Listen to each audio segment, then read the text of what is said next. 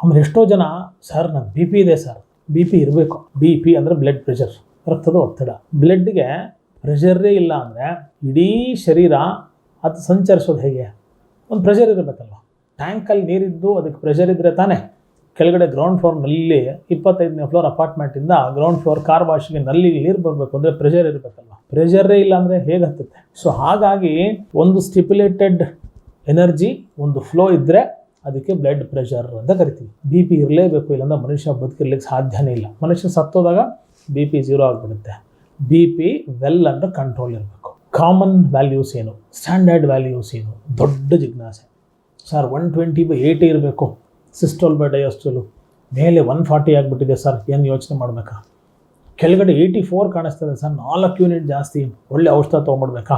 ಉಪ್ಪನ್ನು ಬಿಟ್ಟುಬಿಡ್ಬೇಕಾ? ಹೀಗೆ ಅನೇಕದಂತಹ ಪ್ರಶ್ನೆಗಳು ಬರ್ತಾ ಇರುತ್ತೆ ಅಲ್ವಾ? ಹೈಪೋಟೆನ್ಷನ್, ಹೈಪೋ ಅಂದರೆ ಕೆಳ ಹಂತದ ವ್ಯಾಲ್ಯೂಸ್, ನಾರ್ಮಲ್ಸಿಗಿಂತ ವ್ಯಾಲ್ಯೂಸ್ ಕಡಿಮೆ ಇದ್ದಾಗ ಹೈಪೋಟೆನ್ಷನ್ ಅಂತೀವಿ.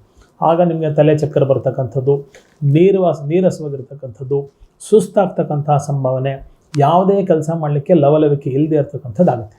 ಚೆನ್ನಾಗಿ ಊಟ ಮಾಡಿ, ಸಾಮಾನ್ಯವಾಗಿ ರುಚಿಗೆ ತಕ್ಕಷ್ಟು ಉಪ್ಪು ನೀವು ತಿಂದರೆ ಆಟೋಮ್ಯಾಟಿಕಲಿ ಅದು ಕಂಟ್ರೋಲ್ ಬರ್ತಕ್ಕಂಥ ಸಾಧ್ಯತೆ ಡೆಫಿನೆಟ್ಲಿ ಇದೆ. ಬೇಕು ಅಂದಾಗ ಅದಕ್ಕೆ ಆಯುರ್ವೇದ ಉಪಚಾರಗಳು ಇದೆ. Hypertension is not just B P. B P is blood pressure. Hypertension ಅಂದರೆ ಆ ಬ್ಲಡ್ ಪ್ರೆಷರು ನಾರ್ಮಲ್ ಲೆವೆಲ್ಸ್ನ ಬಿಟ್ಟು ಸಿಕ್ಕಾಪಟ್ಟೆ ಜಾಸ್ತಿ ಆಗಿಬಿಟ್ಟಾಗ ಬ್ಲಡ್ ಪ್ರೆಷರ್ ಏನಾಗುತ್ತೆ? ಬ್ರೈನ್ ಸ್ಟ್ರೋಕ್ ಆಗ್ಬೋದು, ಪ್ಯಾರಾಲಿಸಿಸ್ ಆಗ್ಬೋದು, ಹೃದಯ ಸ್ತಂಭನ ಆಗ್ಬೋದು, ಹಾರ್ಟ್ ಅಟ್ಯಾಕ್ ಅಂತ ಹೇಳಿ ಕರಿತೀವಿ. ಬೇರೆ ಇನ್ನಿತರ ಅನೇಕ ಸಮಸ್ಯೆಗಳು ಹೈಪರ್ ಟೆನ್ಷನಿಂದ ಆಗುತ್ತೆ. Point number 1.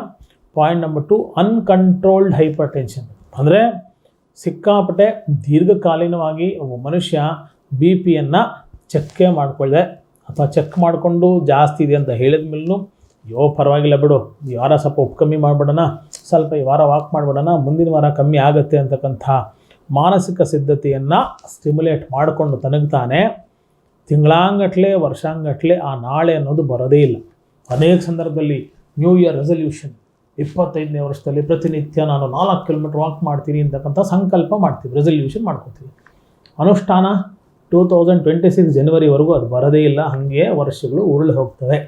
ಹಾಗಾಗಿ ಫಸ್ಟ್ ರೆಮಿಡಿ, ಹೈಪರ್ ಟೆನ್ಷನ್ ಇದೆ ಅಂದರೆ ನೀವು ಮಾನಸಿಕವಾಗಿ ಟೆನ್ಷನ್ ತೊಗೊಬಿಡಿ. ಬ್ಲಡ್ಡಲ್ಲಿ ಟೆನ್ಷನ್ ಇರೋದು, ಹೈಪರ್ ಟೆನ್ಷನ್ ಬ್ಲಡ್ಡಲ್ಲಿ ಇರೋದಲ್ವಾ, ಮಾನಸಿಕವಾಗಿ ಟೆನ್ಷನನ್ನು ತೆಗೆದುಕೊಳ್ಳಬೇಡಿ.